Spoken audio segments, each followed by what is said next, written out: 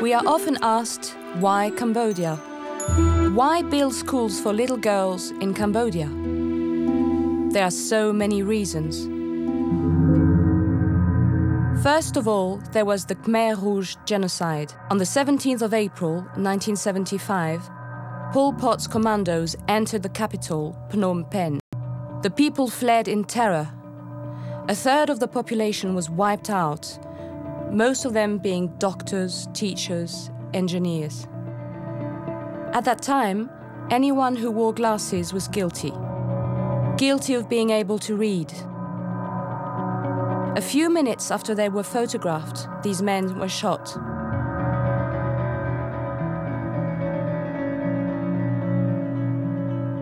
All over the country, people were reduced to slavery.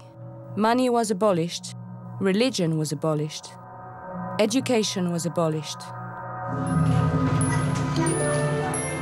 More than 30 years later, Cambodia still hasn't healed its wounds. Poverty's first victims are children. In this country, half the population is under 16. And when a poor family sends a child to school, they choose to send the boy. The girl is sacrificed, married by force, or made to work from childhood on. Prostitution often thrives on filth. In Cambodia, it does enormous damage.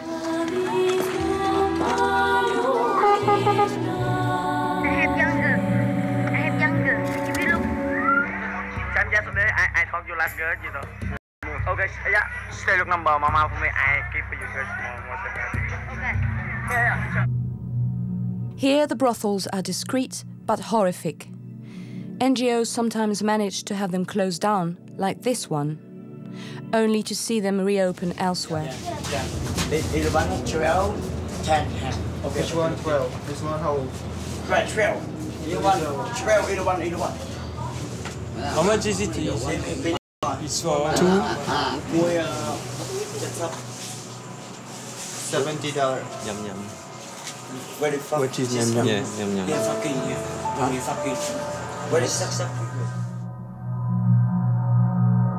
Confronted with these horrors, the Toutes à l'école Association has decided to open a pilot school called Happy Chandra. Lakana shows off the school uniform she puts on every day. Lakana and her sisters have left labor in the fields for this new life. Their mother has 9 children. She makes $30 a month selling jasmine. They were born here, in this corrugated iron shelter.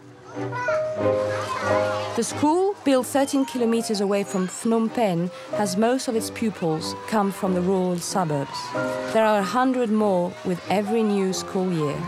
There are over 1,000 when the school opens its sixth form classes. 1,000 among the most vulnerable. Every morning, they study the Cambodian national curriculum. There's only 20 of them in the class. We can easily follow their progress, and we can really help them. They learn quickly, unlike in public schools, where there are 50 to 60 of them. They also learn English and beginner's French. And those lively little minds pick up languages wonderfully quickly. Some even astonish their teachers. Danae arrived a month and a half ago. And she's already good at reading. I am a boy. I am 5 years old. I like to drink milk. I have brown eyes. I like to go to school. These children are particularly motivated. They have understood that school is their means of survival. But a child that goes to school is one mouth to feed that doesn't bring any money home. So the association gives bags of rice to the families and organizes meetings to win the parents over. I'm happy to see Danae go to school. I wish she would go there all the time. She's learned to read. Can you believe she even reads my mail now? Thanks to donators, the association has been able to give the school a library and a computer room. With an extra 100 schoolgirls each year, the school must keep growing. If we start from scratch, we don't want to drop them in mid-flight. Right now, we can accompany them until they turn 12, and later we plan to add a third building.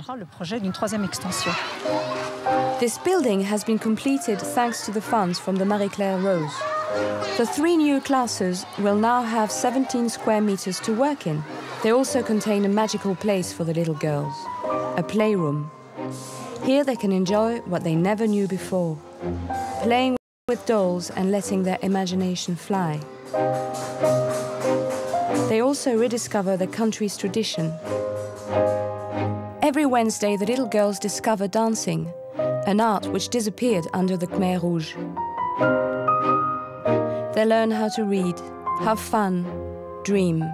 What this school sets out to do is to let children lead children's lives. But that is not all. The idea is to accompany them until they get a job, until they are able to choose their life. Some of them are very fast, quick learners. They might go to university. We hope they will take part in tomorrow's reconstruction of Cambodia. I want to be a translator. I want to be a dancer. I want to be a teacher. I want to be a translator. Diplomas alone can't change a country, so every day the girls attend classes in value, lessons where they learn about honesty, sharing and tolerance. In this way they will become good citizens, capable of playing a positive role in the society of tomorrow. This is why the Toutes à l'École Association exists here today.